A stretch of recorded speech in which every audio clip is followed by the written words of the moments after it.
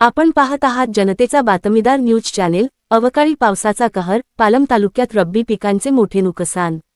पालम तालुक्यात काल फेब्रुवारी 23 रोजी दुपारी 3च्या सुमारास अचानक झालेल्या अवकाळी पावसाने आणि सोसाट्याच्या वाऱ्याने शेतकऱ्यांच्या हातातोंडाशी आलेला रब्बी हंगामातील तोंडास आलेला घास हिरावून घेतला आहे. रब्बी हंगामातील ज्वारी, गहू आणि हरभरा ही पिके सध्या काढणीच्या टप्प्यात असतानाच निसर्गाने घातलेला हा घाव शेतकऱ्यासाठी मोठा धोकादायक ठरला आहे. रविवारपासून तालुक्यात ढगाळ वातावरण होते. सोमवारी दुपारी अचानक आभाळ भरून आले, जोरदार वारे वाहू लागले आणि काही मिनिटांतच अवकाळी पावसाने हजेरी लावली.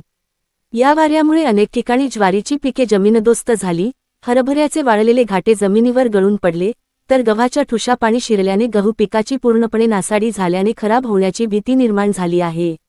विशेषतः आनंदवाडी, चाटोरी, बोरगाव, बंदरवाडी, खडी, नाव्हा, नावलगाव आणि कांदलगाव या गावांना या अवकाळी पावसाचा मोठा फटका बसला आहे.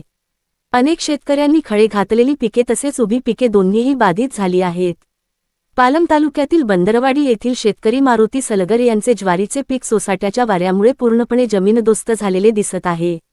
अवकाळी पावसामुळे झालेले नुकसान लक्षात घेता प्रशासनाने तातडीने पंचनामे करून शेतकऱ्यांना मदत जाहीर करावी, अशी जोरदार मागणी आता शेतकरी वर्गातून होत आहे.